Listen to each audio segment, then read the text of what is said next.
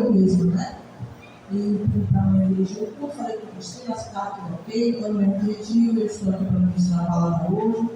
E procurei algumas mulheres da Bíblia para trazer uma mensagem para a igreja, mas o meu coração só vinha o desejo de falar sobre Jesus, né? E que maior exemplo nós temos sido nele, né? A toda a nossa Bíblia é João,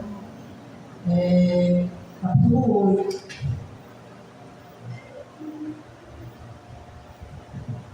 Louvo a Deus por estar aqui essa noite. A semana tem sido bem conturbada, tenho travado batalhas grandes na minha vida, né? Em todos os aspectos. E Satanás tem se levantado na minha vida. Ele não é brinquedo, não, né? Mas ele está repreendido em Jesus. Tudo nosso que ele pensa em fazer para que ele caia, o Senhor chega primeiro e desata. Às vezes eu sinto até a consequência, não é uma paz assim, mas é uma vez que pede que Deus é bom. Tudo que eu sou. João, capítulo 8, os dois versículos 56 e 58.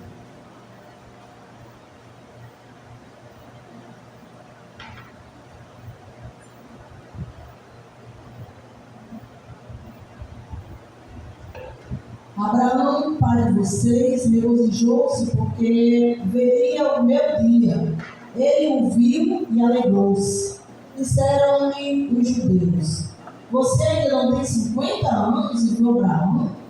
Respondeu Jesus: eu lhes afirmo que antes de Abraão nascer, eu sou. Amém? Até aí. Louvamos a Deus por esse Jesus tão maravilhoso, esse Deus encarnado, né, se fez carne, com um propósito maravilhoso, irmãos, que era de nos redimir. Um propósito que foi cumprido na cruz. Jesus Cristo não se negou, não se amedrontou, não se acovardou, pelo contrário. Até mesmo quando ele sentiu receio, medo, era no Calvário, no Getsemane, quando ele viu que estava prestes a beber, Pai, afasta de mim esse cálice, mas ele para, pensa e diz: supra-se a tua vontade. E a gente sabe que um pouquinho antes desse Getsemane, ele já tinha dito aos discípulos que a vontade, que a comida dele era fazer a vontade do Pai, né? A comida e a bebida dele era fazer a vontade do Pai. Então nós louvamos a Deus por isso, irmãos, porque nós temos um Deus fiel. E João escreve esse evangelho, esse microfone ali de trás, está ouvindo ele fofo. Não está uma voz, eu sei como é que os outros irmãos estão ouvindo, está ouvindo ele bem fofo. Assim, uma voz bem abafada. Não sei se tem como dar uma melhorada. E João, ele escreve esse evangelho já no final do primeiro século. João é o último dos discípulos vivos e começa na igreja, irmãos, um levante contra a divindade de Jesus, né? As pessoas começaram a dizer que Jesus não era tão Deus assim, porque se ele fosse Deus, ele teria morrido daquele jeito, começa um murmurinho, e algumas doutrinas terríveis já passaram, começam a se levantar na igreja. E João, então, como para defender a sua fé, a fé cristã, né, ele vai escrever esse evangelho, ele vai escrever aos gregos, né? O público-alvo desse evangelho foram os gregos. E é justamente no mundo grego que nasce essa filosofia do dualismo, que dizia o seguinte: se a carne é má e o espírito é bom, então não tem como habitar as duas coisas no mesmo lugar. Logo, Jesus não pode ser Deus. Porque o espírito até que é bom, mas a carne não serve para nada. É podre, é ruim. A matéria não é boa. Então é impossível, eles diziam, que Jesus, esse que vocês estão pregando, seja Deus. E tenha sido homem. E então começa essa divergência e João vai começar seu evangelho dizendo: no princípio, aleluia. Como é que diz lá no capítulo versículo 1? Se eu ficar falando, os irmãos me perdoem, minha garganta não está nada legal. No princípio era aquele que é a palavra. Ele estava com Deus e era Deus. Ele estava com Deus no princípio. Aleluia! O Logos de Deus, Jesus Cristo é a palavra viva. Ele é aquele que se fez carne por amor de mim e de você. E João vai escrever esse evangelho com essa finalidade. Ele vai trazer 7 milagres de Jesus, né? E 7, quando a gente sabe que na numerologia bíblica é o número de perfeição. Então ele aponta esses 7 milagres de Jesus justamente para dizer que ele tinha o poder de Deus sobre ele. Mas aí ele vai também trazer, irmãos, 7 afirmações de Jesus, que vai dizer que ele não só tinha o poder como Deus tem poder, mas que ele tinha os atributos do próprio Deus, porque ele era Deus. E esses atributos nós vamos ver 7 afirmações que ele faz ao longo do Evangelho de João. Então nós vamos ver, irmãos, a primeira afirmação de Jesus vai ser em João 6,35, que vai dizer o seguinte. João 6,35 diz: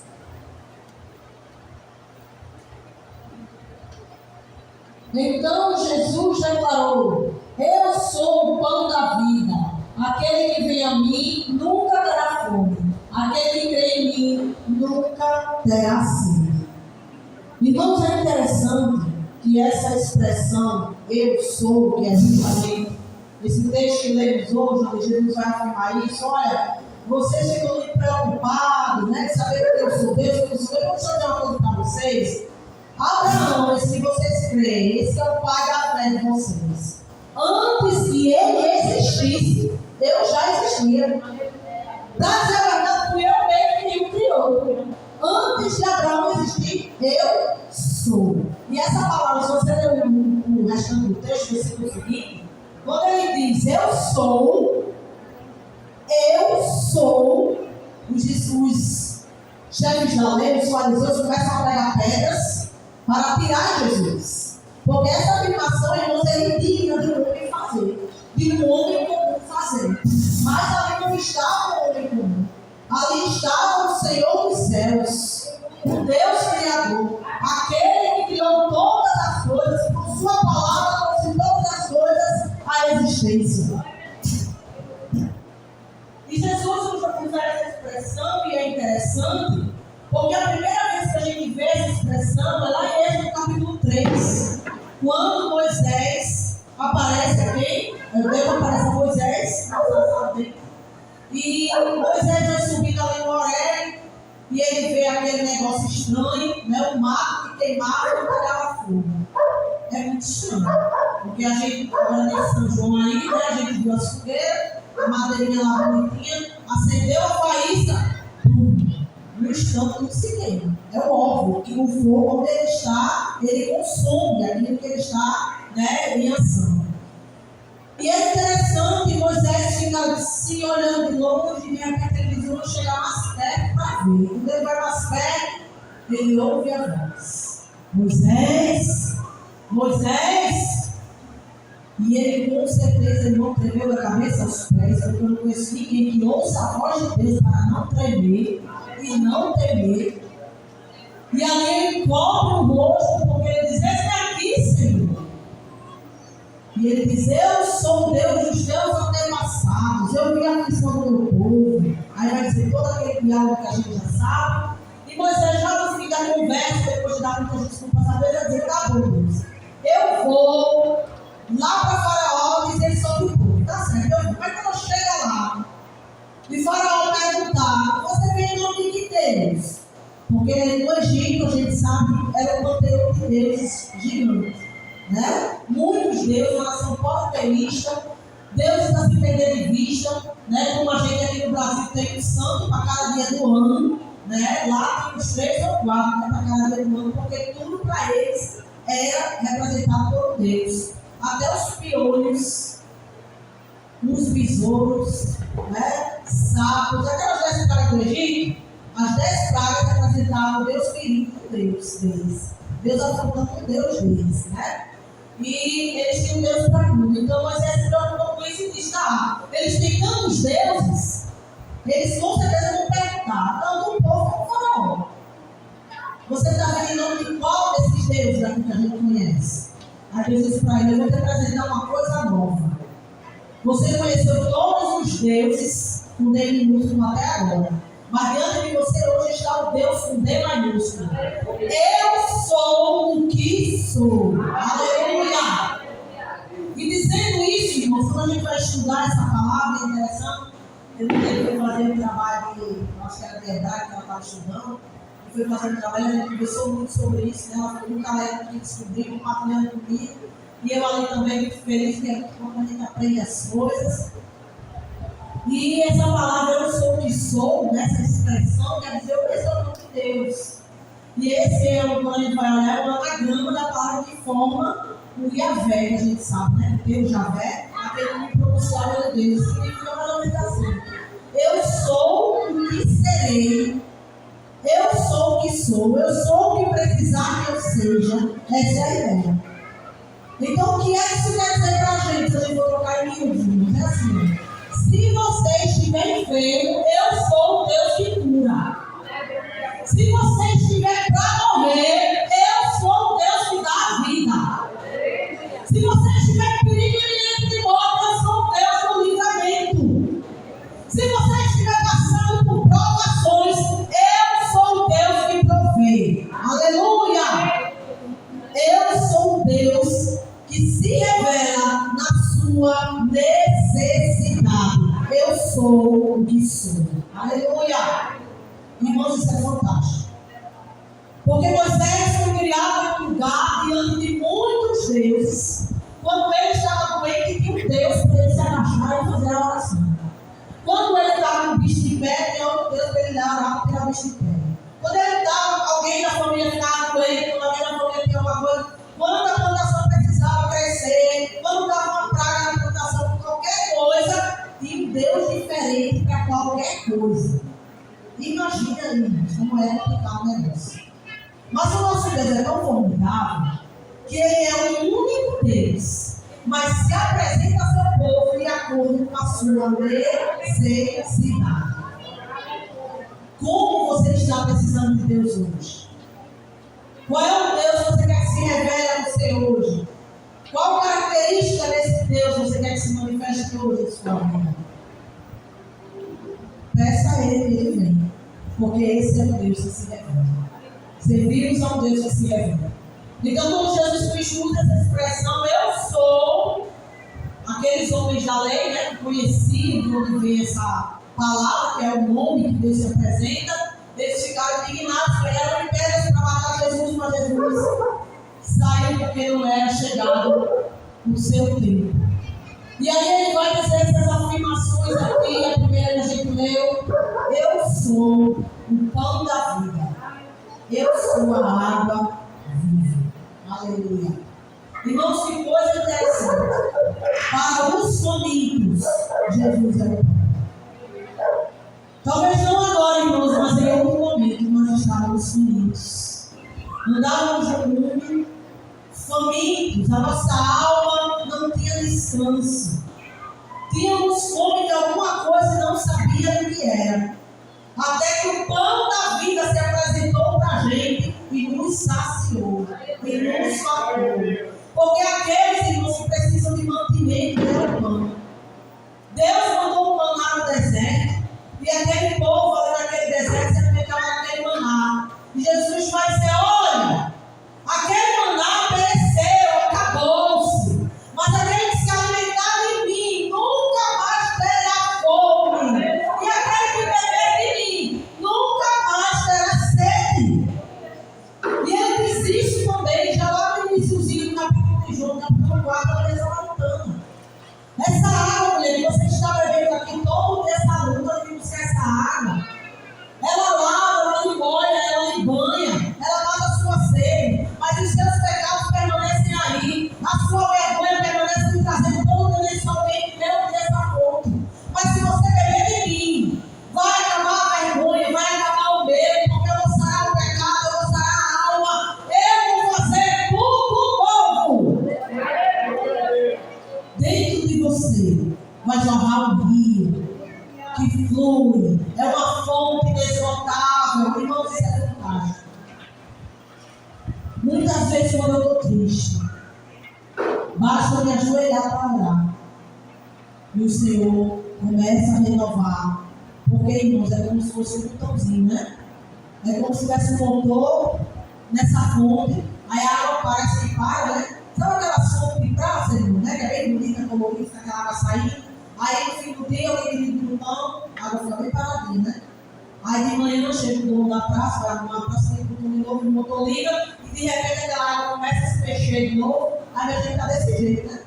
A água está paradinha, mas o dono da água está nesse lugar. O dono da água, aquele que agita as águas, aquele paralelo de esperar o anjo agitar as águas para ele ser curado. Mas o Senhor da cura estava ali e curou. O Senhor da cura está aqui. Ele é pão, ele é água para mim e para a sua necessidade. Eu sou o pão.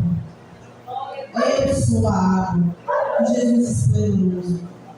A segunda afirmação que ele faz está em João 8. João 8:12. Ele vai dizer, falando novamente ao povo, Jesus disse: eu sou a luz do mundo.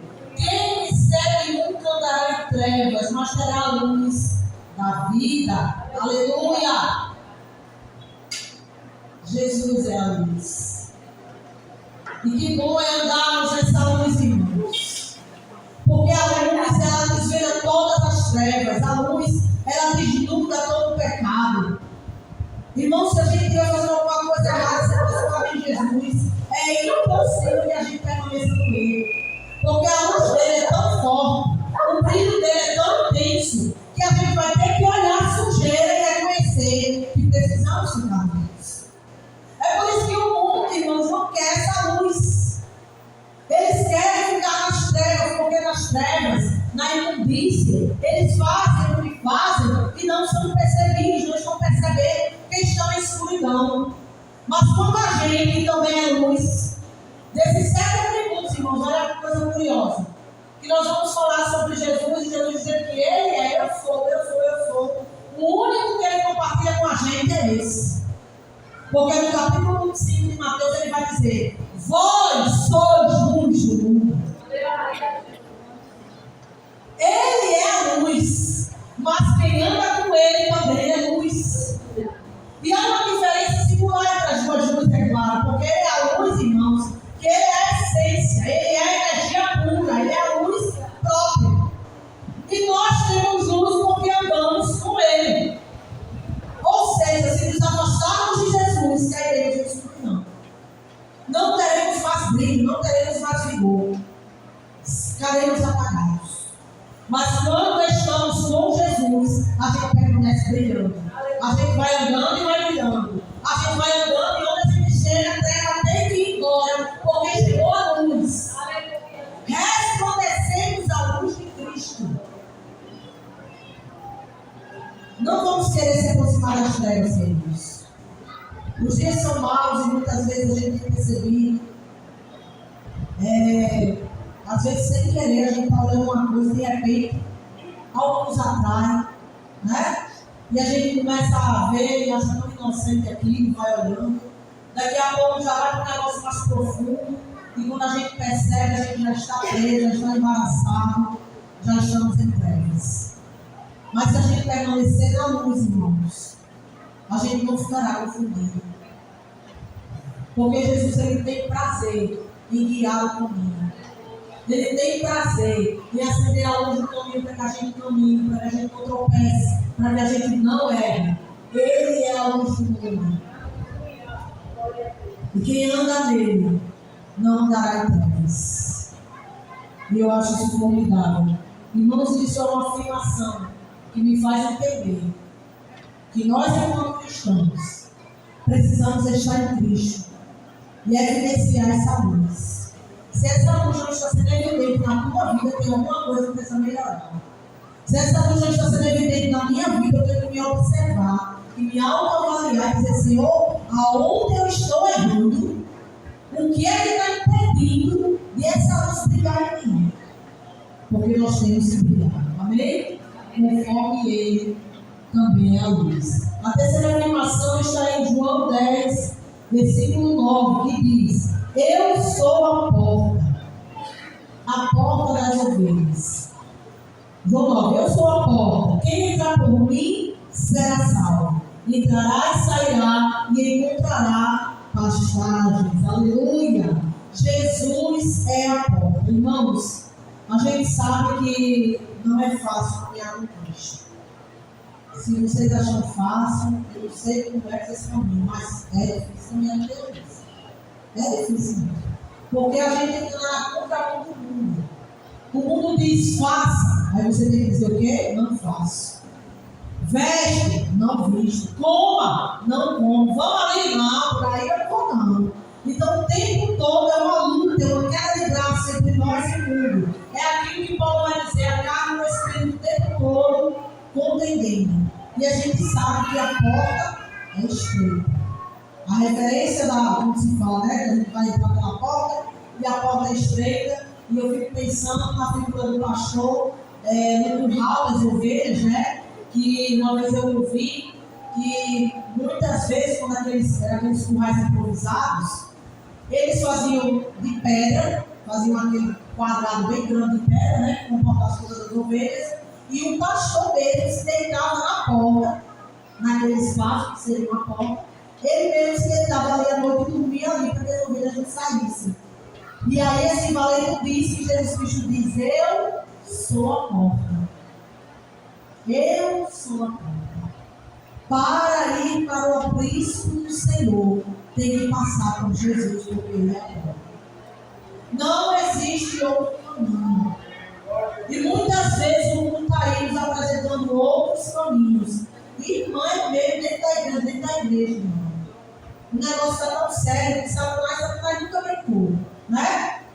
Mas antes ele era menos descarado que os crentes. Mas hoje em dia tem tanto crente dando brecha para ele, que ele dentro da igreja senta, puxa a cadeira e fica no meio da gente cultuando. É desse jeito, irmãos. É tanta coisa errada acontecendo que ele tem que ter essa liberdade de fazer isso. E tem que vergonhar a muitos. E quando Jesus Cristo diz que Ele é a porta, a gente pensa que é estreita, que é difícil, né? Mas que o excesso é só Ele. E Satanás tem trazido para dentro das igrejas N distrações que nos fazem enxergar outras portas e não Jesus. Então tem muita gente pregando um evangelho que não vai levar para o céu. Cuidado com o que você ouve na internet. Cuidado com as pregações que você ouve na internet.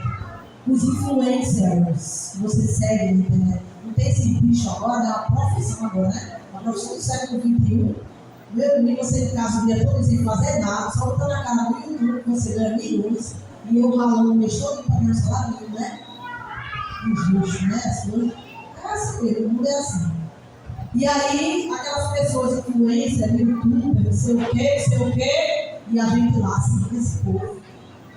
A gente lá fazendo o que eles falam, falando o que eles falam, fazendo o que eles fazem. Muitos cantores gospel, desvirtuando a palavra de Deus, e a gente cantando as músicas, às vezes trazendo as músicas para cantar aqui.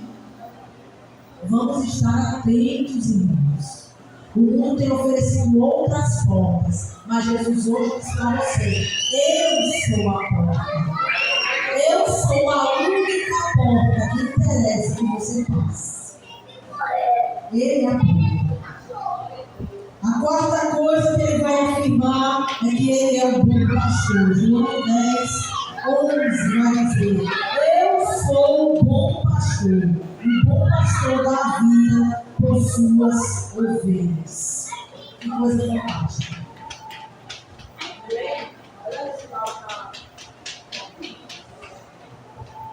O bom pastor, ele dá a vida pelas ovelhas. Em que lugar do mundo existe uma religião onde o mentor dessa religião deu a vida pelos seus seguidores? Aonde você encontra isso? Qual é a religião que aquela pessoa morreu e ressuscitou para garantir vida eterna para quem o segue? Só aqui, irmãos, a gente encontra. É só em Cristo. Ele é o bom pastor. Ele poderia dizer: eu sou o pastor. Mas ele fez questão de dizer que ele era o bom pastor. pastor. Aleluia. E quando a gente vai lá para o Salmo, a gente vai ler o Salmo de Davi, Salmo 23, Davi já saboreava sobre esse bom pastor, e ele dizia: o Senhor é meu pastor, de nada terei falta, porque ele me conduz por caminhos, por águas tranquilas, pastos verdejantes, ele me leva, mesmo que eu ande pelo vale da sombra da morte, esse bom pastor não larga da minha mão, ele vai comigo, ele é a minha dor, ele é a minha necessidade, ele é a minha tristeza, ele está comigo. O bom pastor é meu amigo. Aleluia. Que privilégio nós temos de termos esse bom pastor. Que coisa linda é saber que esse Jesus, além de nos salvar, além de nos garantir vida eterna, ainda se preocupa, irmão, de como um bom pastor, né, cuidar da ovelhinha. Você sabe que a ovelha é o bicho mais dócil que existe, né? Não existe outro animal mais dócil que a ovelha. E é interessante que ela só ouve a voz do pastor dela. Eu vi um vídeo, eu não tinha visto isso há algum tempo atrás, mas essa semana eu vi um vídeo bem assim, o pessoal fazendo um teste, empurrando as ovelhas, aí foram 3 pessoas lá e fizeram um som. Não. E as ovelhas entraram no meio lá, ficaram, não ouviram. E as ovelhas nem se queixaram.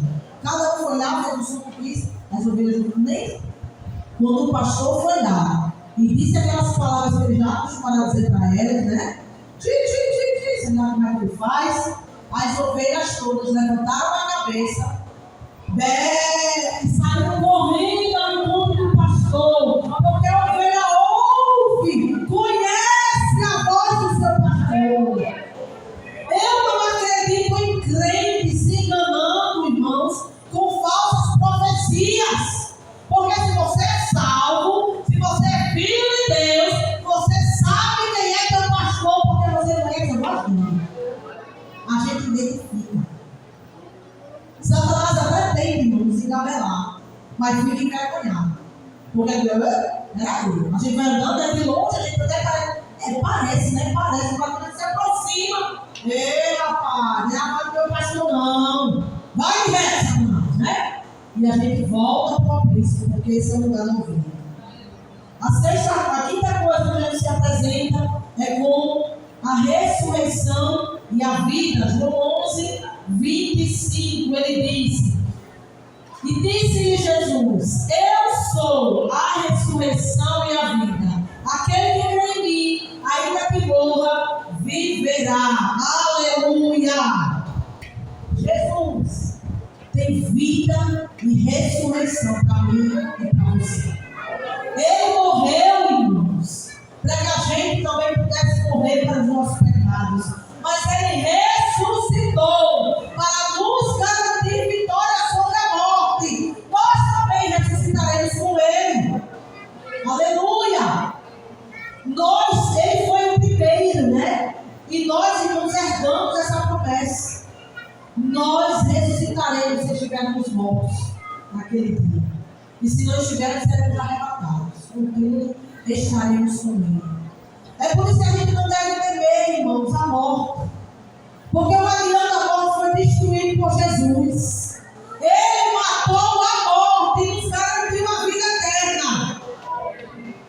Quem é, irmãos, que morre e não tem medo de morrer? Só os crentes. Se você crê que tem medo de morrer, você não é crente ainda.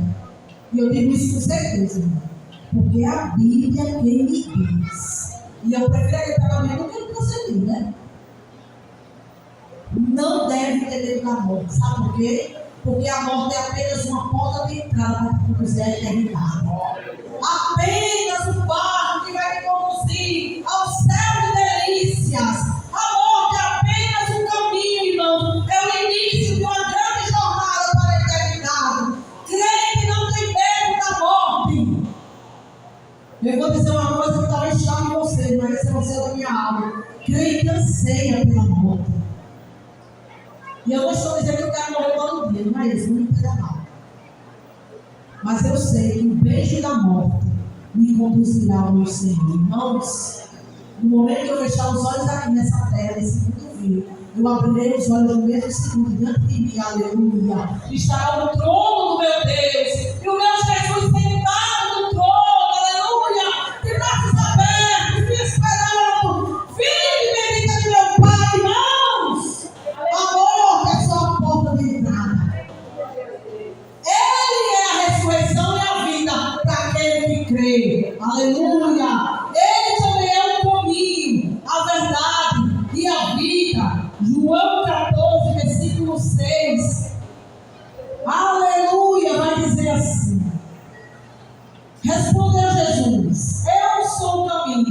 a verdade e a vida. Ninguém vem ao Pai, a não ser por mim. Glória a Deus. Em uma terra, irmãos, em um momento da humanidade, em que todos se perguntavam de onde vim, para onde vou, quem eu sou. Porque depois que Alexandre o Grande governou aquelas terras no Oriente Médio ali, no tempo antigo, ele reunificou os povos, quer dizer, ele levou a cultura grega para os povos. E a filosofia grega, irmãos, estava impregnada em muitas culturas, em muitas pessoas. E essas perguntas sobre a vida, sobre a finalidade da vida, eram muito comuns. De onde eu vim? Para onde eu vou? Existe vida após a morte? Isso eram perguntas frequentes. E João, como eu disse no começo, estava escrevendo para quem? O público dele era quem? Os gregos. Então, para aqueles gregos que andavam errantes, perguntando: ó vida, ó vida Lázaro, onde eu vou? Será que vida depois da morte? Será que existe mesmo um caminho certo, uma religião certa? Jesus brada em alta voz: eu sou o caminho, a verdade e a vida. Não fique confundido. Eu sou. Ele é o caminho que conduz à salvação. Aleluia! Ele é a única verdade que importa. A verdade absoluta. O mundo está aí com muitas mentiras, dizendo que não existe nada absoluto. Tudo é duvidável. Não é assim, né? Eu posso errar, a sua verdade pode ser a minha verdade. Não é nada. A sua verdade pode ser a minha. Mas a verdade da palavra de Deus é eterna e dura eternamente. Passarão os céus e a terra, mas a palavra não passará. Ele é a verdade que reina, a verdade absoluta. E ele é a vida. Aleluia. E a sétima verdade que ele vai dizer, a sétima afirmação, declaração que ele vai fazer a seu respeito, é que ele é a videira verdadeira. João 15, ele vai dizer: aleluia. Eu sou a videira verdadeira e meu pai é o agricultor. Todo ramo que estando em mim não dá fruto, ele corta, e todo que dá fruto, ele poda, para que dê mais fruto ainda. Eu sou a videira. Irmãos, nós estávamos lá fora perdidos, cada um de nós era um tipo de planta ruim, né? Uma época daninha sem futuro, mas um dia o bom agricultor, que é Deus, foi lá na nossa árvore ruim, cortou assim um galinho, pum, nos tirou de lá e nos enxertou na videira verdadeira. A partir desse momento do enxerto, a gente começou a receber a seiva do Espírito Santo. Aleluia. Começamos a nos alimentar pelaquilo que é de melhor, que vem do céu. A palavra de Deus. Fomos batizados, fomos selados com o Espírito Santo. E hoje andamos, irmãos. Aleluia. Andamos e nos movemos nele. Por meio dele. Para a glória dele. Porque fomos enxertados nessa videira. Ele é a videira que dá vida a qualquer planta que esteja morta. Não importa, irmãos, o estado do homem. Se esse homem se encontrar, se enxergar a videira, ele vai ter vida. Porque eu e você também éramos desenganados pelo mundo. Porque eu e você ninguém dá nada do mesmo jeito. Esse daí vai morrer, essa daí vai macumbeira, prostituta. Essa daí vai ser nada na vida, essa daí é uma coitada. Quantas maldições lançaram sobre a mísera de uma vida. Mas o agricultor divino, aleluia, nos enxertou na videira que é Cristo e nos gerou vida, aleluia.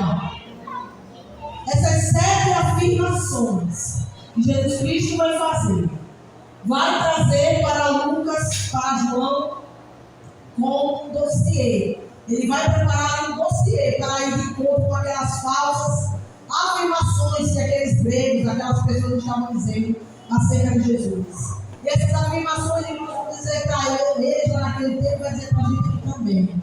Jesus é todo poderoso. Ele é Deus em essência, em atributos, em verdade. Nós não podemos, de jeito nenhum, irmãos, viver sem andar na sombra desse mundo, guardados por esse Deus, amparados por esse Deus. Que o Senhor tenha misericórdia de nós a cada dia.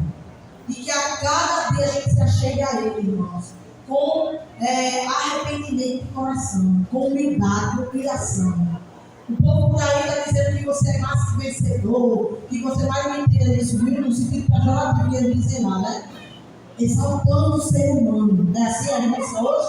Exaltando. Você é cauda, não é cabeça. Você não é tapete, você é cortina. Não é assim? Mas a gente é pode sim, irmão. A Bíblia de Gênesis Apocalipse, pode ler. Deus só fala com a gente assim: ei, cara, ei, pó na terra, ei, erva seca que o vento leva. Agora, quando se fala de Deus, fala de quê? O grande eu sou, o Deus todo-poderoso, a mão que abre mar, o Deus que mata e que dá vida, o príncipe, aleluia, o rei dos reis, o Senhor dos senhores. Então vamos nos colocar no nosso lugar pequenininho e dizer: Senhor, eu sou pequenininho, mas o Senhor é Deus. Olha para mim, tem misericórdia, me conduz, me livra, me salva, me leva pelos teus caminhos. E com certeza nós estaremos vitória em nome de Jesus. Amém.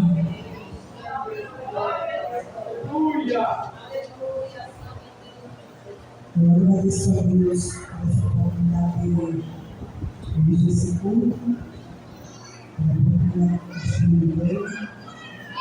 E eu agradeço a Deus por mais um culto de vitória. E agora eu passo para a pastora.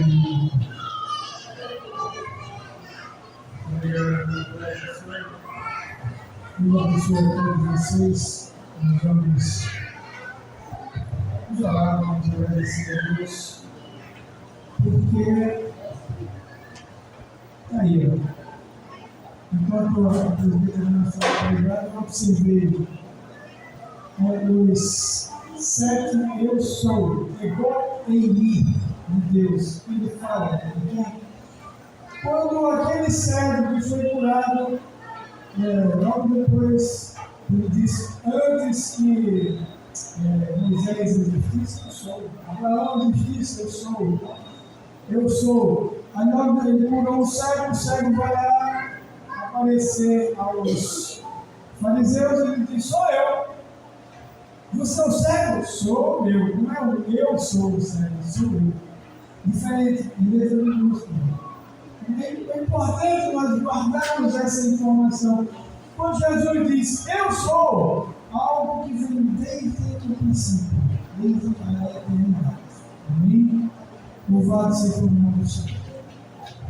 Pai Santo e Senhor da glória, Senhor dos céus e da terra, Senhor da nossa vida, nosso Criador, Salvador e Redentor.